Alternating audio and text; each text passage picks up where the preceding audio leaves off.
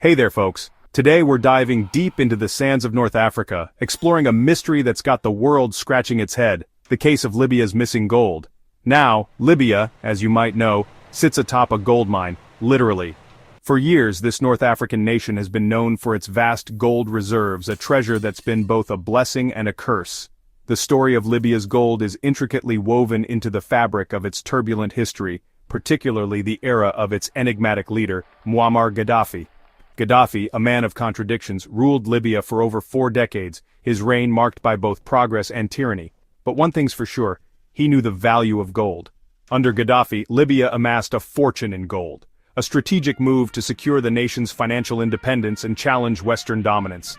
He saw gold as more than just shiny metal, it was a symbol of power, a weapon against what he perceived as Western imperialism. But like many tales of treasure, this one takes a dramatic turn. With the 2011 uprising and Gaddafi's downfall, the fate of Libya's gold became shrouded in mystery. Where did it go? Who has it now? These questions have haunted Libya and the world ever since. So buckle up, folks, as we dig deep into the mystery of Libya's missing gold. Now, to understand the mystery of the missing gold, we gotta understand the man who amassed it, Muammar Gaddafi. This guy was complex, a real piece of work. Gaddafi was a man of many faces, a leader who could be both charismatic and ruthless, visionary and tyrannical. He took over Libya in a military coup in 1969, promising a new era of prosperity and self-reliance. His rise to power was swift and dramatic, capturing the imagination of many Libyans who were eager for change. And he wasn't all talk. Gaddafi had grand visions for Libya, and he set out to make them a reality. Gaddafi invested heavily in infrastructure, healthcare and education, using Libya's oil wealth to improve the lives of his people. Roads, schools, hospitals. He built them all, transforming Libya into one of the most developed countries in Africa. But Gaddafi was also a ruthless dictator, known for his iron fist and eccentric style. His rule was marked by human rights abuses, political repression, and a cult of personality that painted him as a larger-than-life figure. He crushed dissent, silenced his critics, and became increasingly isolated on the world stage. His erratic behavior and controversial policies made him a pariah in the eyes of many Western nations. Yet, amidst the controversy, one thing remained constant: Gaddafi's unwavering belief in the power of gold. He saw it as a symbol of true wealth and independence. He saw gold as the ultimate insurance policy, a hedge against the fluctuating value of the US dollar and the perceived manipulation of the global financial system by the West. To Gaddafi, gold was not just a metal, it was a means to an end. Gaddafi believed that by accumulating vast reserves of gold, Libya could break free from the shackles of Western influence and chart its own destiny. He envisioned a future where Libya was economically independent and politically sovereign, and he wasn't just hoarding gold for himself. Gaddafi had a grander vision that extended beyond Libya's borders. Gaddafi envisioned a pan-African currency backed by gold, a way to unite the continent and challenge the economic dominance of the West.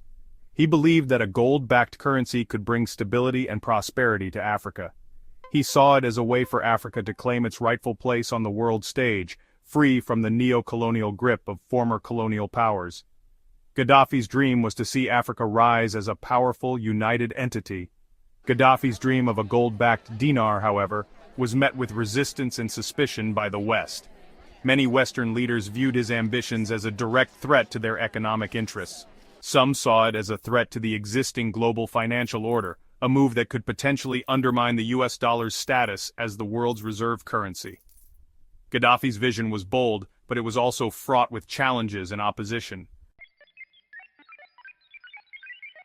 Before the chaos of 2011, Libya's gold reserves were the envy of many a nation. We're talking about a stash estimated at over 140 tons of pure, glittering gold stashed away in the vaults of the Central Bank of Libya. Now that's what you call a rainy day fund.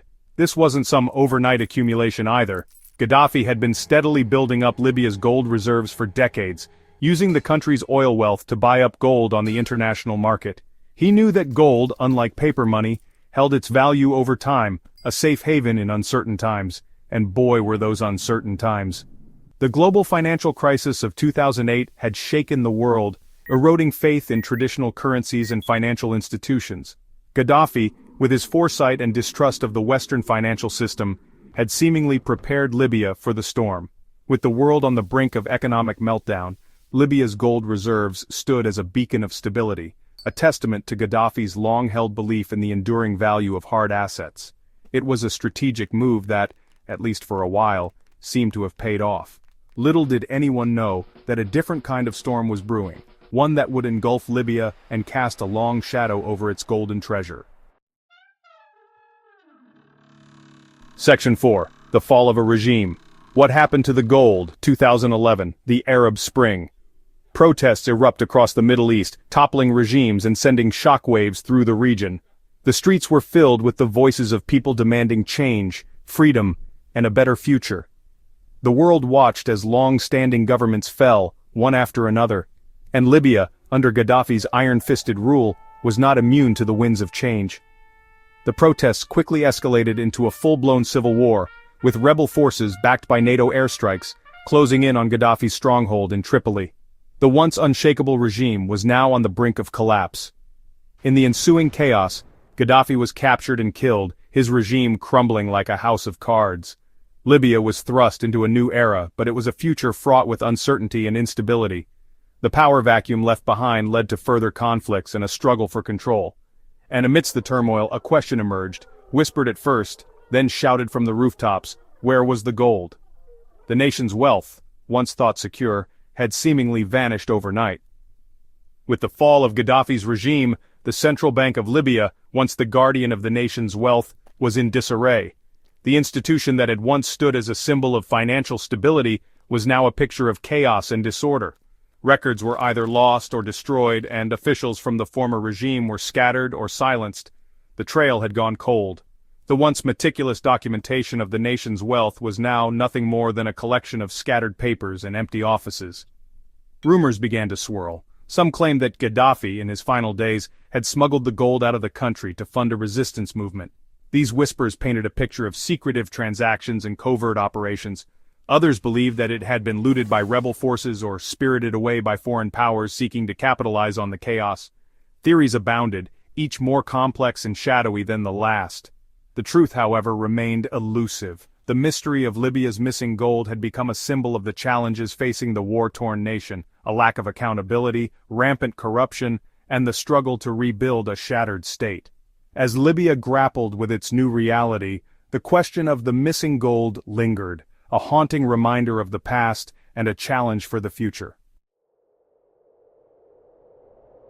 Section 5. Whispers in the Desert. Rumors and Theories.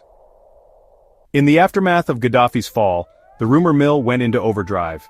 Theories about the missing gold spread like wildfire, each more outlandish than the last. It was like a real-life game of Clue, with everyone from shadowy businessmen to foreign governments implicated. One theory suggested that Gaddafi, ever the cunning strategist, had anticipated his downfall and stashed the gold in secret desert bunkers, guarded by loyalists awaiting his return. Others claimed that the gold had been smuggled across the porous borders into neighboring Niger or Chad, disappearing into the vast expanse of the Sahara. Then there were whispers of secret deals struck with South Africa, with Gaddafi allegedly sending the gold there for safekeeping in exchange for political support. Some even pointed fingers at European powers, accusing them of using the chaos to seize Libya's wealth as a form of neo-colonial plunder. The truth, however, remained as elusive as ever, buried under a mountain of speculation and conjecture. The more people talked, the murkier the waters became. It was a classic case of too many cooks spoiling the broth, or in this case, too many rumors obscuring the truth. But amidst the noise, one thing was clear: the mystery of Libya's missing gold had captured the imagination of the world, a modern-day treasure hunt with high stakes and no easy answers. Section 6. Following the money trail, the search for Libya's gold. With billions of dollars potentially at stake, the search for Libya's missing gold became a high-stakes treasure hunt.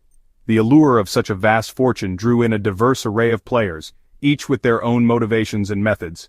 International organizations, investigative journalists, and private detectives all joined the chase, hoping to unravel the truth behind the vanished treasure.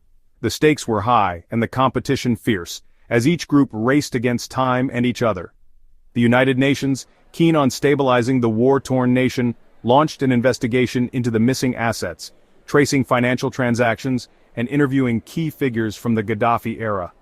Their goal was not just to recover the gold, but to bring some semblance of order to a country in chaos.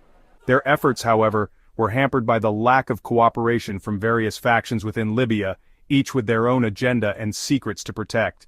The political landscape was a minefield, with alliances shifting and trust in short supply. Meanwhile, intrepid journalists armed with laptops and a thirst for the truth dug deep, following the money trail through a labyrinth of shell companies, offshore accounts, and shadowy intermediaries. Their relentless pursuit often put them in danger, but the promise of uncovering the truth kept them going.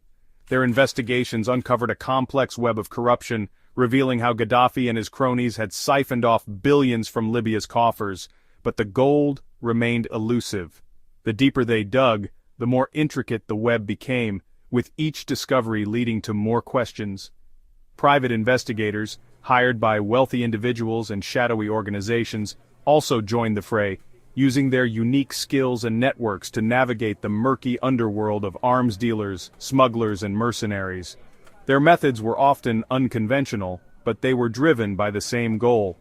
They followed leads across continents, chasing whispers and rumors in the hope of striking gold both literally and figuratively.